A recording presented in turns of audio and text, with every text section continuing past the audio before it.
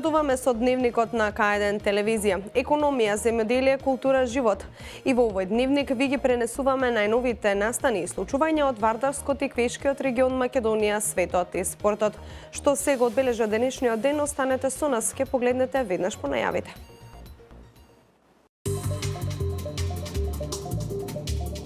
Министерството за земјоделие ќе одвојува повеќе пари за земјоделците. Од утре започнува манифестацијата Којнички средби. Јубилејните 20 години ќе бидат одбележани во текот на цела 2018 година. Заврши манифестацијата Кавадаречка културна есен.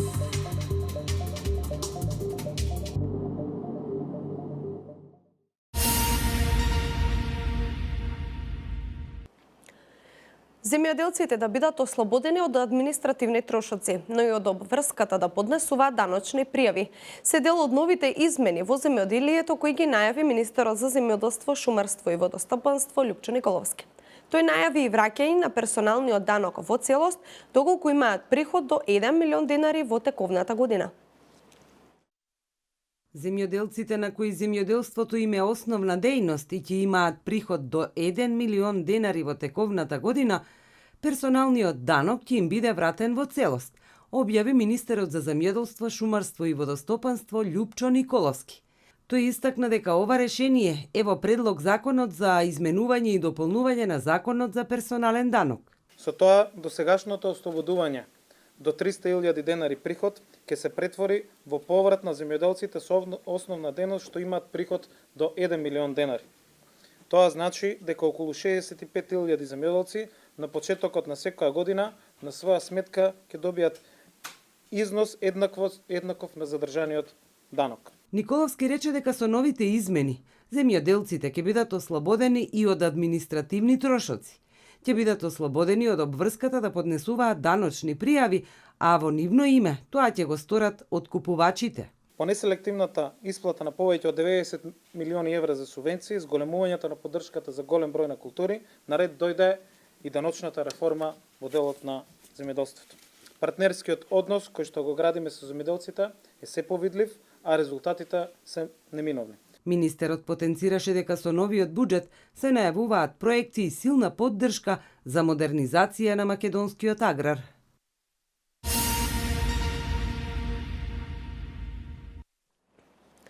$15 милиони денари се издвоени за обештетување на сточарите, чиј добиток минатата година угина од болеста јазлеста кожа. Обештетувањето досега можеа да добијат само сточарите на кои говедата им беа одземени или принудно усмртени поради јазлеста кожа. Со измените на Законот за земјоделие и рурален развој, обештетување ќе добијат и оние кои ги чекаа надлежните ветеринарни служби да им ги угинат говедата. Преку измените на Законот за земјоделство и рурален развој, започна обештетувањето на сточарите, чиј добиток минатата година угина од болеста јазлеста кожа. Обезбедени се 15 милиони денари, а ќе бидат опфатени вкупно 241 сточар. Обештетувањето досега можеа да го добијат само сточарите на кои говедата им беа одземени или принудно усмртени поради јазлеста кожа, но не и оние кои ги чекаа надлежните ветеринарни служби, а им угинаа говедата. Сточарите од Демиркапискиот регион минатата година први се судрија со болеста јазлеста кожа. Иако болеста јазлеста кожа досега беше карактеристична за африканското подрачје, сега и наш регионален проблем.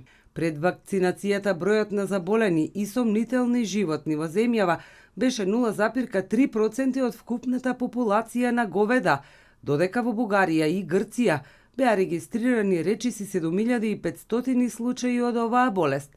Преку дезинфекција, дератизација и други зафати се превенира со уништувањето на живеалиштата на векторите. Болеста беше причина минатата година времено Србија да забрани увоз на говедско месо од Македонија.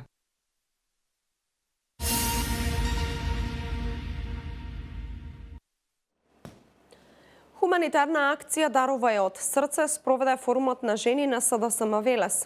Оваа хуманитарна акција е традиционална, а истата се спроведува на сите општински организации на оваа партија. Весна Стојанова Богоевска вели дека на овој начин им помагаат на оние граѓани кои се наоѓаат во тешка економска состојба. Од општинската организација на Црвен крст пак велат дека ваквите акции се секогаш добредојдени.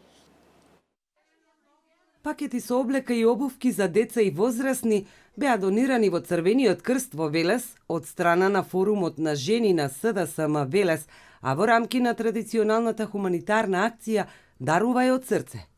Истата се спроведува на сите општински организации на оваа партија.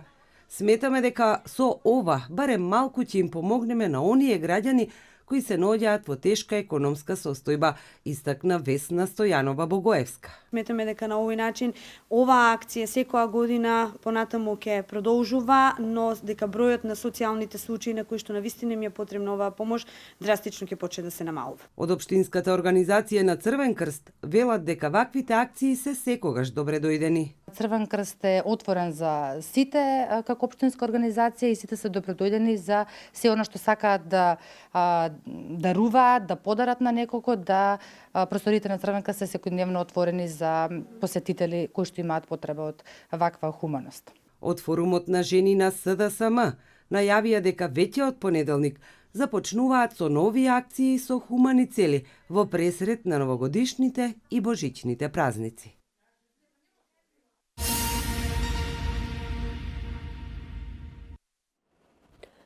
Се помал е бројот на граѓани кои се вклучуваат директно во креирање на локалната политика. Според досегашната пракса, материјалната несигурност во голема мера го оневозможува развојот на вистинското граѓанско општество. Јавните трибини и форуми се од исклучително значење за подигање на свеста кај граѓаните за што поголема активност и вклученост во креирањето на локалната политика. Се помала е ефективната вклученост на граѓаните во креирање на локалната политика. Истражувањето спроведено во 2014 година покажува дека материјалната несигурност во голема мера го оневозможува развојот на вистинското граѓанско општество, кое во основа треба да ги јакне демократските вредности. Ние имаме вариабилата која што ние за жал многу голем пат или скоро веќе не постои активното и одговорно учество на граѓани вклучени во креирање на локални политики до крајот на 2016, да кажем, или при оваа година. Тоа значи активно и одговорно секој граѓанин да почувствува потреба и кога оди во општина, без разлика дали е процедура или не, да биде прифатена неговата иницијатива, неговото прашање, неговата потреба и тоа да се процесуира кога ќе му дојде време и тоа да биде ставено на дневен ред, да биде гласано. Основниот недостаток во комуникацијата на невладините организации и граѓаните со градоначалникот и советниците е недостатокот формална комуникација. Најчесто средбите се одвиваат непосредно, без соодветна писмена процедура, што придонесува за недоволно процесирање и реализирање на нивните барања и приоритети, вели Димче Велев. Нашите совети на општини прво се многу затворени. Ние немаме информација кога имаат седници и што имаат точки на дневен ред. Но знаеме дека имаме реакции после донесување на новите одлуки, кога бизнес групи или други интереси се застапени, а не се прашани во најмала рака граѓаните во околината. И тогаш веќе имаме конфликтна ситуација во заедницата. Според резултатите од спроведеното истражување, транспарентноста на општината може да се подобри преку вклучување на невладините организации и граѓаните во работата на општинските комисии, со што единиците на локалната самоуправа ќе бидат информирани за приоритетните проблеми, ќе добијат можни решенија за проблемите и приоритетите и ќе добијат поддршка во подоснежните фази на имплементацијата на донесените решенија.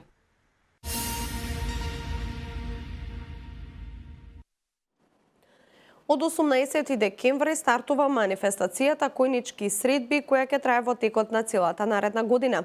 Манифестацијата, која обстојува 20 години, ќе започне со дебат на расправа за вреднувањето на иновациите и нематеријалните добра, за потоа да биде отворена ретроспективната изложба од настаните во изминатите 20 години.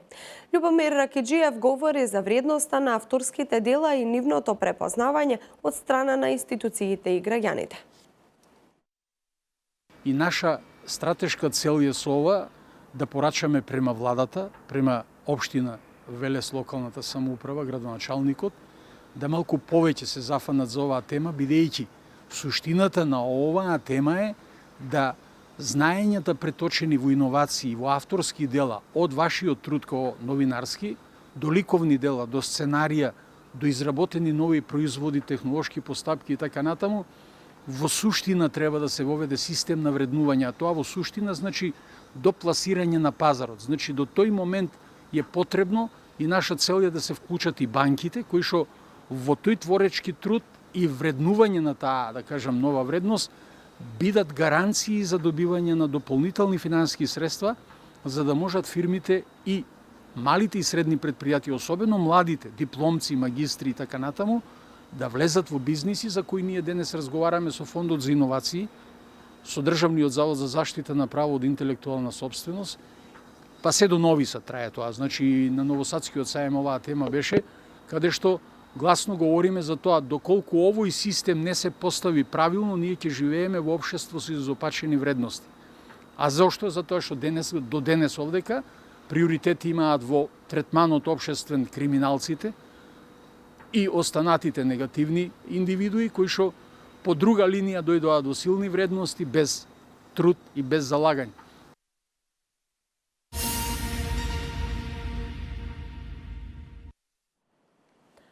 Во Домот на културата Иван Мазов Климе во Кавадарци заврши манифестацијата Кавадаречка културна есен. Пред присутните настапија хоровите Мирча Ацев и Вардар од Скопје, како и пеачките групи при културно-уметничкото друштво Васил Хаджиманов и Сдруженијето на пензионери од Кавадарци. Оваа година манифестацијата донеса над 70 настани за 60 дена. Со настапи на хоровите Мирча Ацев и Вардар од Скопје, како и пеачките групи при културно-уметничкото друштво Васил Хаджиманов и Сдруженијето на пензионери од Кавадарци, беше спуштена завесата на Кавадаречката културна есен. Годинешно во издание на оваа манифестација во Кавадарци донесе 70 настани за 60 дена, од сите области на културата и уметноста, од ликовни и фотографски изложби, концерти на класична музика, театарски представи, промоции на книги и друго. Сега се моментите кога завршуваат сите активности до текуната година и кога голем дел од здруженијата ги прават своите годишни концерти, односно покажуваат се оно што сработиле во текуната година. Така да во овој период, после затварањето на културната есен, ни следуваат годишниот концерт на балетското студио Венус, годишниот концерт на Основното музичко училиште Лазарица Централе, годишниот концерт на Конкрет ансамбл и многу други настани кои што ја обележаа текуната година, а за крај и годишната изложба на Друштвото на ликовни уметници од Кавадарци. Кавадаречката културна есен беше под покровителство на градоначалникот и Советот на општина Кавадарци, а покрај Домот на културата настаните ги организираа и Градскиот музеј и библиотеката Феткин. Веќе поминен продолжуваме понатаму со изложби, со концерти, во среда гостуваме со представата Стојадеси во Ресен, организираниот дочек на нова година се разбира на Градскиот площад со тотално наша кавадаречка вечер. Потоа продолжуваме со 2-3 дена одмор после новата година, па традиционалното дедоцете бурина за Коледе, па божичниот концерт, нова театарска представа. Со затворањето на манифестацијата Кавадаречка културна есен не завршуваат настаните и случувањата во Домот на културата во Кавадарци. Напротив, крајот на месец декември е полн со настани кои ќе дадат вовед во новогодишните празнувања и ќе ги најават бројните настани кои кавадарчани и нивните гости ги очекуваат во 2018 година.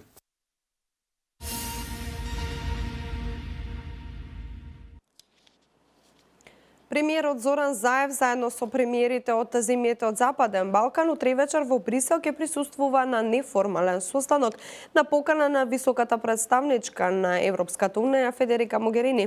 На третиот неформален состанок на премиерите со Могерини ќе станува збор за актуелните настани во регионот и за перспективите за 2018 година, кога на европските партнери во регионот ќе им биде понудена единствена можност да напредуваат на патот на интеграцијата во Унијата. Вести од земјава.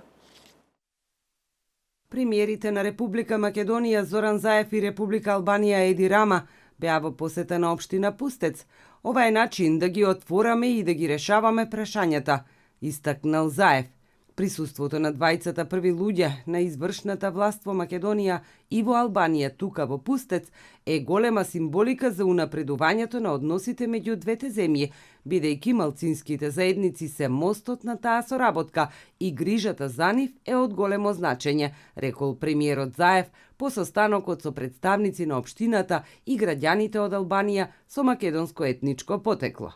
На состанокот со локалните власти во Пустец, Заев најави дека и владата на Република Македонија ќе помогне во решавањето на прашањата што се од важност за жителите со македонско етничко потекло во Албанија. Заев беше придружуван од подпредседателот на владата и министер за внатрешни работи Оливер Спасовски, министерката за образование и наука Рената Десковска и министерот задолжен за дијаспора Едмонд Адеми.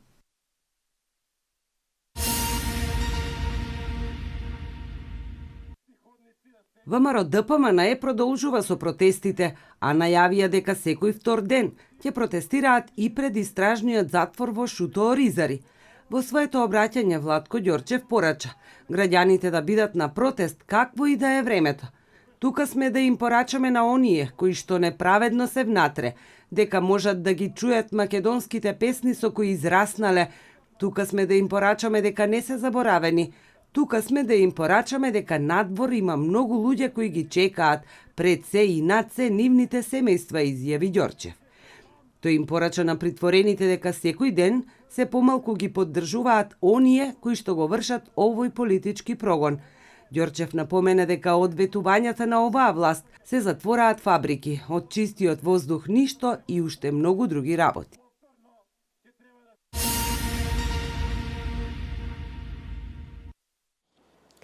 Четири лица загинаа, 18 се повредени, откако двајца бомбаши нападнаа христијанска црква во пакистанскиот град Кета, соопшти полицијата. Напаѓачите ја активирале бомбата и почнале да пукаат врз верниците на почетокот од црковната служба. Во моментот на нападот во црквата имало 100 верници. Се уште некој не презел одговорност за нападот. Свето Денес. Најмалку 3 лица загинаа, а 15 се водат како исчезнати, откако порој кал поминал низ малото село во близина на популарниот национален парк на југот на Чиле, соопштуваат официјални лица. На видеоснимката која е направила чилеанската полиција од хеликоптер, се гледа дека дел од оддалечениот град Вилја Санта Лусија во близина на Лајтен во поморскиот дел на Пантагонија се наоѓа под кал, додека свлечиштето пробило низ поплавената речна долина. Според наводите на официјалните лица, во несреќата страдале 2 чилеанки и 1 маж турист, јавува Ројтерс. Спасителите ја продолжуваат потрагата низ рушевините по најмалку 15 лица. Во поројот кал уништено е училиштето, домови, пат, како и центарот за гласање.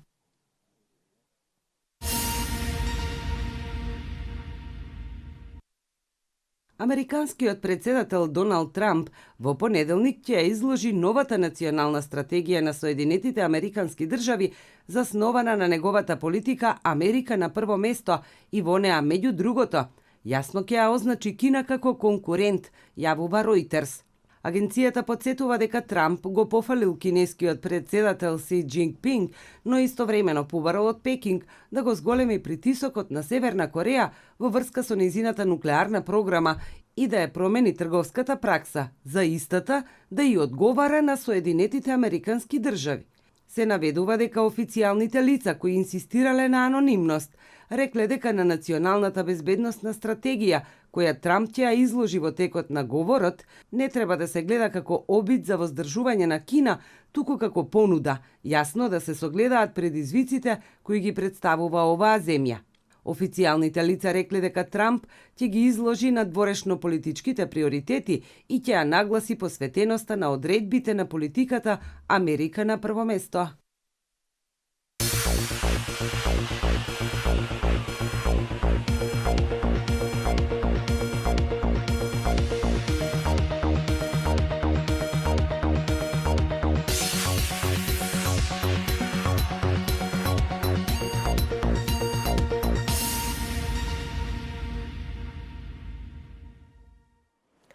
Времето денеска променливо облачно со врнежи од дожд кои повеќе ќе бидат застапени во западните делови.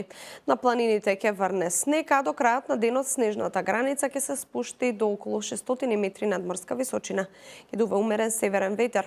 Утринската температура се движеше во интервалот -1 до 8, а дневната од 2 до 12 степени. Локални врнежи од снег ќе има и во понеделник, особено предпладне во западните делови, каде на повеќе места ќе се формира и снежна покривка. Под влијание на северно струјње температурите од понеделник значително ќе опаднат. Со метеоинформациите го заокружуваме дневникот на К1 телевизија. Јас ви благодарам за вниманието. Имајте убав ден. Пријатно.